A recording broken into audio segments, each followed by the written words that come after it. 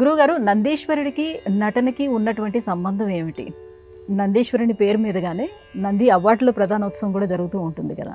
ఏమిటి వీరిద్దరికి ఉన్నటువంటి సంబంధం? నందీశ్వరుడికి నటనకి సంబంధం ఏమిటి? ఆయన పేరు మీదుగా నంది అవార్డులు ఎందుకు ఇస్తారు? నందీశ్వరుడు మనందరికీ తెలుసు, శివుడి యొక్క వాహనము, శివుడి యొక్క అనుచరుడు. అయితే పేరుకి వాహనం అయినప్పటికీ, పేరుకి ఆయన ఒక ఎద్దులాగా మనకు కనిపిస్తున్నప్పటికీ, నిజానికి ఆయన శివుడి యొక్క భక్తాగ్రేసరుడు. ఆయన బ్రహ్మదేవుడికి నాట్యశాస్త్రాన్ని ఉపదేశించినటువంటి వాడు నందీశ్వరుడు. నందీశ్వరుడి యొక్క ప్రేరణతోటే అభినయ దర్పణము అనేటువంటి ఒక గొప్ప గ్రంథం కూడా లోకంలోకి ప్రసిద్ధిలోకి వచ్చింది. నందీశ్వరుడు రాశాడు ఆ పుస్తకం. నందీశ్వరుడు రాసినటువంటి దాన్నే దానికి శారదా ప్రకాశం అని చెప్పి దానికి వ్యాఖ్యానం కూడా రాశాడు. అంటే శివుడి యొక్క భక్తుడైనటువంటి నందీశ్వరుడు రచించినటువంటి అభినయ దర్పణానికి ఈనాటికి కూడా మనకి వ్యాప్తిలో ఉంది. ఈనాడు కూడా మనం ఆ గ్రంథాన్ని మనం చదవవచ్చు. మరి నాట్యం అనేది దేనికి సంబంధించిందమ్మా? నటనకి సంబంధించింది.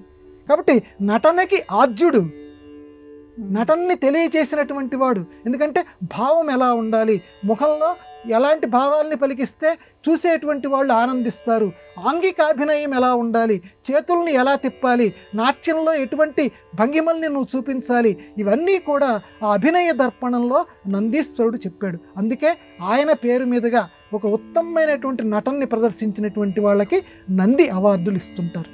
ఇదొక్కటేనా?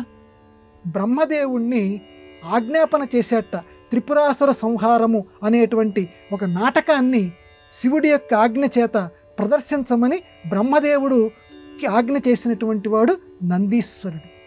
ఆయన పేరు మీదుగా అందుకే నంది అవార్డులు ఇస్తున్నారు. ఇదొక్కటే కాదండి, మన లేపాక్షిలో నంది ఉంది.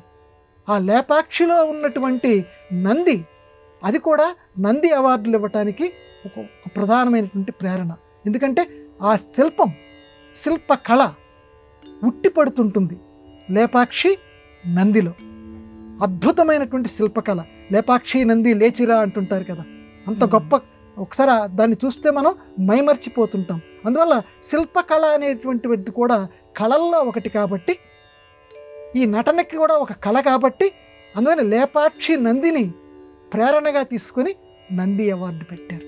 కాబట్టి అటు నందీశ్వరుడి యొక్క అభినయ దర్పణం, ఇటు లేపాక్షి నంది, ఇవన్నీ కలగలిపి ఒక ఉత్తమోత్తమైనటువంటి కళల్ని ఎవరైతే ప్రదర్శన చేస్తుంటారో వాళ్ళ పేరు మీదుగా, ఆ నంది పేరు మీదుగా నంది అవార్డు అనేది పెట్టారు. ఇంత విశేషం దాని వెనకాల దాగి ఉంది.